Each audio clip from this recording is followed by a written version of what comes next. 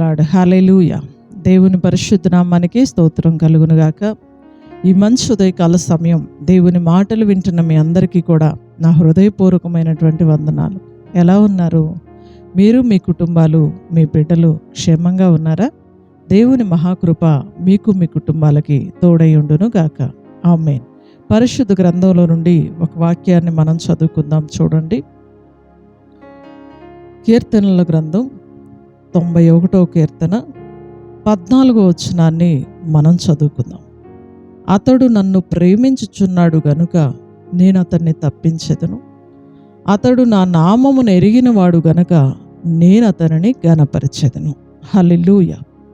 పరిశుద్ధ గ్రంథంలో కీర్తనాకారుడు ఈ కీర్తన వ్రాస్తూ అమూల్యమైనటువంటి మాట పరిశుద్ధాత్మ దేవుని నోట నుండి వచ్చింది. ఏంటి ఆ మాట అంటే, అతడు నన్ను ప్రేమించుచున్నాడు గనుక నేను అతన్ని తప్పిస్తాను. అతడు నా నామమును ఎరిగినవాడు గనక నేను అతనిని ఘనపరుస్తాను. హల్లెలూయా.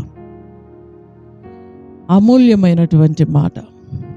దేవుడు ఈ ఉదయకాల సమయం మనతో మాట్లాడుతూ ఉన్నాడు. అతడు నన్ను ప్రేమిస్తే నేను అతన్ని తప్పిస్తాను. అతడు నా నామమును ఎరిగినవాడు గనక నేను అతన్ని ఘనపరుస్తాను. చాలామంది శ్రమలో, కష్టంలో, ఇబ్బందిలో ఉంటున్నారు. కానీ దేవుడు వారికి ఏ సహాయం చేయట్లేదు. ఎందుకని చేయట్లేదు అంటే, వారు దేవుణ్ణి ప్రేమించట్లేదు కాబట్టి. దేవుణ్ణి ప్రేమిస్తే దేవుడు ఖచ్చితంగా ఆ వ్యక్తిని తప్పిస్తాడు. పరిశుద్ధ గ్రంథంలో దానియేలును మనం చూస్తే రోజుకు 3 మోకాళ్ళ మీద ఉండి ప్రార్థన చేసుకున్నాడు. ప్రాణం పోతుందని తెలిసినా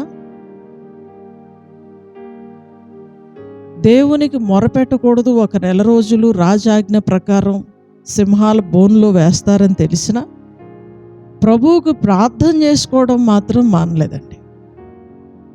అంటే ఒక శాసనం జారీ చేయబడింది రాజుగారి దగ్గర నుండి, ఈ పని చేస్తే ఆ వ్యక్తి చనిపోతాడు అని తెలిసినా ఈయన ప్రభువుని ప్రేమించడం మాత్రం మానుకోలేదండి. దేవునికి స్తోత్రం చెల్లిద్దామా.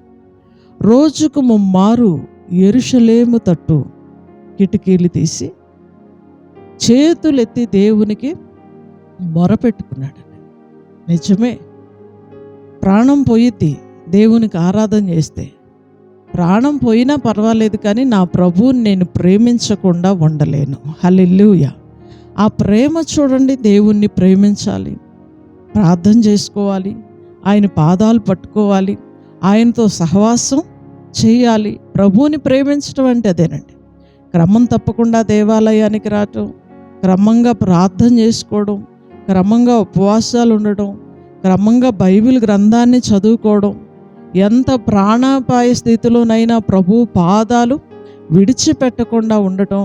అలా ఏ వ్యక్తి అయితే ప్రభువుని ప్రేమిస్తాడో ఆ వ్యక్తిని దేవుడు ఖచ్చితంగా తప్పిస్తాడు. ఖచ్చితంగా తప్పిస్తాడు. అంత మాత్రమే కాదండి, అతడు నా నామమును ఎరిగినవాడు గనుక నేను అతన్ని ఘనపరుస్తాను. హల్లెలూయా. దేవుడంటే ఏంటో, ఆయన ఎంత గొప్ప శక్తిమంతుడో, ఆయన ఎంత మహిమా స్వరూపుడో, ఆయన్ని ప్రేమిస్తే ఎన్ని అద్భుతాలు దేవుడు చేస్తాడో అది మనం ఎరిగి ఉండాలంట. ప్రేమించడం మాత్రమే కాదు, ఆయన నామాన్ని మనం ఎరిగి ఉండాలి. యేసు నామంలో శక్తి ఉన్నది అని మనం నమ్మాలి. ఎరిగి ఉండటం అంటే తెలుసుకోవటం అంటే. అతడు నా నామమును ఎరిగినవాడు గనక నేను అతన్ని ఘనపరుస్తాను. ఏ వ్యక్తి అయితే దేవుని నామాన్ని ఎరిగి ఉంటాడో, చాలామంది వింటారు కానీ గ్రహించలేరండి. చాలామంది చూస్తారు కానీ మనసుతో అంగీకరించలేరండి.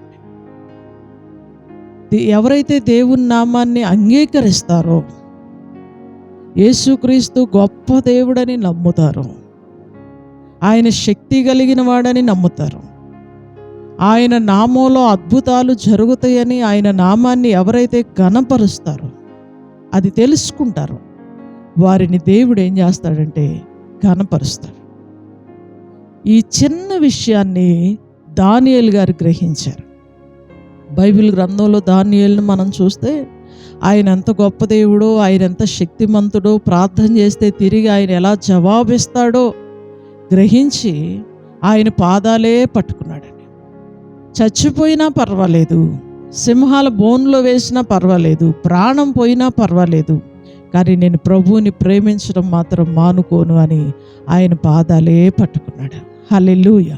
ఎవరైతే అలాగ ప్రభువుని ప్రేమించి ఆయన పాదాలు పట్టుకుంటారో వాళ్ళని దేవుడు ఆ సింహాల బోన్ లాంటి సమస్యల్లో నుండి తప్పిస్తాడు.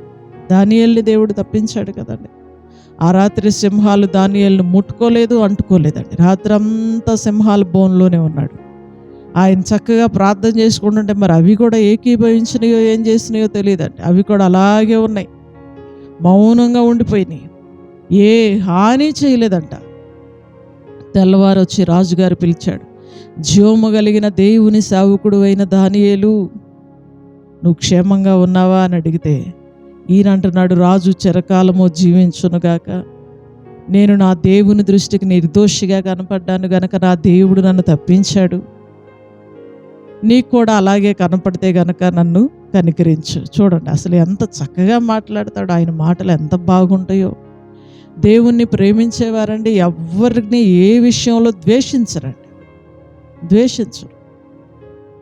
ఆయన అంత కష్టపెట్టినా ఈయనంటున్నాడు చిరకాలము జీవించునుగాక అంటున్నాడు. ఎంత ప్రేమించాడో చూడండి. దేవుణ్ణి ప్రేమించే వ్యక్తులు శత్రువులను కూడా ప్రేమిస్తూనే ఉంటారు.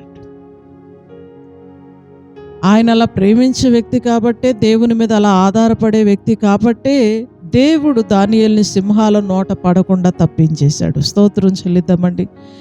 హల్లెలూయా. సజీవుడిగా బయటికి తీసుకొచ్చేశాడు. అంత మాత్రమే కాదండి, అతడు నా నామమును ఎరిగిన వాడు కనుక నేను అతన్ని గనపరుస్తాను. హల్లెలూయా. ఏ వ్యక్తి అయితే దేవుడు శక్తి కలిగిన వాడని ఆ నామాన్ని ఎరిగి ఉంటాడు, ఆయన గొప్ప కార్యాలు చేయగలడని ఆ నామాన్ని ఎరిగి ఉంటాడో వారిని దేవుడు ఏం చేస్తాడంటే గనపరుస్తాడు. దానియేలును మనం చూస్తే దేవుని నామాన్ని అన్య రాజుల ఎదుట గొప్ప చేశాడు. దేవుణ్ణి అన్యజనుల మధ్యలో ఆయన ఎంత శక్తిమంతుడో నిరూపించాడు. అలా దేవుణ్ణి గణపరచడాన్ని బట్టి దానియేలుని దేవుడు గణపరిచాడు. రాజులు మారారు, అధికారాలు మారాయి, కానీ దానియేలు వర్ధిల్లుతూనే ఉన్నాడు. ఎంత ఘనతో కదండి. 120 మంది అధికారులను ఏర్పాటు చేసుకుంటే రాజుగారు వాళ్ళందరి మీద ముఖ్యమైన స్థానాన్ని దానియేలుకి దేవుడిచ్చాడు. ఎంత ఘనతో కదండి. అందరూ అసూయ పడే అంత ఆశీర్వాదం దానియేలుకి దేవుడిచ్చాడు, అంత ఘనతనిచ్చాడు. అతన్ని బట్టి దేవుని నామం అన్యజనుల దేశంలో గొప్ప చేయబడింది. దేవుని స్తోత్రం చెల్లిద్దామండి. హల్లెలూయా. వీరి దేవుడే పూజార్హుడు, ఈయనే జీవము కలిగిన దేవుడు, ఈయనను తప్ప మీరు ఎవ్వరికి ఆరాధన చేయటానికి వీల్లేదు అని అదే రాజు నోట నుండి పలికేటట్టు దేవుడు దానియేలుని దీవించాడు. స్తోత్రం చెల్లిద్దామండి. అంత దానియేలుని దేవుడు ఘనపరిచేశాడు. కారణం ఏంటి అంటే దానియేలు దేవుణ్ణి అంతగా ప్రేమించాడు. ఏ వ్యక్తి అయితే దేవుణ్ణి ప్రేమిస్తాడో ఆ వ్యక్తిని దేవుడు ఎలాంటి పరిస్థితిలోనైనా తప్పిస్తాడు. ఈ ఉదయకాల సమయం దేవుని మాటలు వింటున్న ప్రియ సహోదరుడా, ప్రియ సహోదరి, నీవు ఏ పరిస్థితిలో ఉన్నా సరే, కష్టంలో ఉన్నా, శ్రమలో ఉన్నా, ఇబ్బందిలో ఉన్నా, విడిపించుకోలేనటువంటి బంధకాల్లో నువ్వు కూరుకుపోయి ఉన్నా, నిన్ను తప్పించడానికి దేవుడు సిద్ధంగా ఉన్నాడు. అయితే నువ్వు చేయాల్సిన ఒకే ఒక పని, ఆయన్ని ప్రేమించాలి. ఆయన శక్తిమంతుడని నమ్మాలి, ఆయన గొప్ప దేవుడని నమ్మాలి, ఆయన నామంలో అద్భుతాలు జరుగుతాయని నువ్వు నమ్మాలి. అలా నమ్మి గనక ఆయన పాదాలు నువ్వు పట్టుకోగలిగితే నువ్వే పరిస్థితిలో ఉన్నా సరే ఆయన నిన్ను విడిపిస్తాడు. ఆయన నామాన్ని గనక నువ్వు ఎరిగి ఉంటే ఆయన నిన్ను గణపరుస్తాడు. నీ దీన స్థితిని, నీ దారిద్ర్యపు స్థితిని తొలగించి నిన్ను గణపరిచి గొప్ప చేస్తాడు. అలాంటి ఆశీర్వాదం, దీవెన ఈ దేవుని మాటలు వింటున్న ప్రతి కుటుంబానికి కలుగును గాక. ఆమేన్. ప్రార్థన చేసుకుందాం. పరిశుద్ధుడైన తండ్రి, ప్రేమ కలిగిన ప్రభువా, దయ కలిగిన యేసయ్యా, కృపా సత్య సంపూర్ణుడా, మీ ఘనమైన శ్రేష్టమైన నామానికి వందనాలయ్యా, స్తోత్రాలు స్తుతులు చెల్లిస్తూ ఉన్నాం. అమూల్యమైన నీ మాటల ద్వారా ఈ ఉదయకాల సమయం మాతో మీరు మాట్లాడినందుకు వందనాలు. అతడు నన్ను ప్రేమించుచున్నాడు గనుక నేను అతన్ని తప్పిస్తాను, అతడు నా నామమును ఎరిగినవాడు గనుక నేను అతన్ని ఘనపరుస్తాను అని నీ లేఖనాల్లో నుండి మీరు మాతో మాట్లాడినందుకు వందనాలయ్యా. నిన్ను ప్రేమించే వ్యక్తుల్ని నువ్వు తప్పిస్తావు. నాడు దానియేలుని తప్పించావు. ఎంతమంది బిడ్డలైతే ఈ ఉదయకాల సమయం సమస్యల్లో, ఇబ్బందుల్లో, కష్టాల్లో, చెరసాల లాంటి పరిస్థితుల్లో కూరుకుపోయి ఉన్నారో వారందరికీ ఈ ఉదయకాల సమయం విడుదల కలుగునుగాక. వారందరినీ మీరు తప్పించండి, వారిని గొప్ప చేయండి, ఘనపరచండి. నీ నామాన్ని మహిమపరిచే వ్యక్తులుగా, మిమ్మల్ని గుర్తెరిగే వ్యక్తులుగా ఉండటానికి సహాయం చేయండి. ఉదయకాలపు దీవెనలు అందరికీ దయచేయండి. ఈ రోజంతా నీ కృపా సన్నిధి ప్రతి బిడ్డకి తోడుగా ఉంచండి. వారి రాకపోకల్లో మీరు తోడై ఉండండి ప్రభా. పని బాటల్లో తోడుగా ఉండండి. ఏ కీడు ఏ కుటుంబాన్ని అంటకుండా మీరు కాపాడండి. పసిబిడ్డలు మొదలుకొని వృద్ధుల వరకు అందరికీ మీ కృపా కాపుదల, క్షేమం, దీవెన ఉండునుగాక. ఈ రోజంతా మీ సన్నిధి వారికి తోడుగా ఉండి మీ కాపుదల అనుగ్రహించమని నజరేయుడును శక్తి కలిగిన యేసుక్రీస్తు వారి అతి శ్రేష్టమైన నామంలో ఈ ప్రార్థన మనవులు అడిగి వేడుకొంచున్నాము తండ్రి. ఆమేన్. హల్లెలూయా. గాడ్ బ్లెస్ యు అండి. దేవుడు మిమ్మల్ని దీవించునుగాక. అందరికి వందనాలు. తిరిగి రేపు ఉదయకాల సమయం ఇదే సమయానికి మరలా మనం కలుసుకుందాం. దేవుని మహాకృప మీకు మీ కుటుంబాలకి తోడై ఉండునుగాక. ఆమేన్. Praise lord.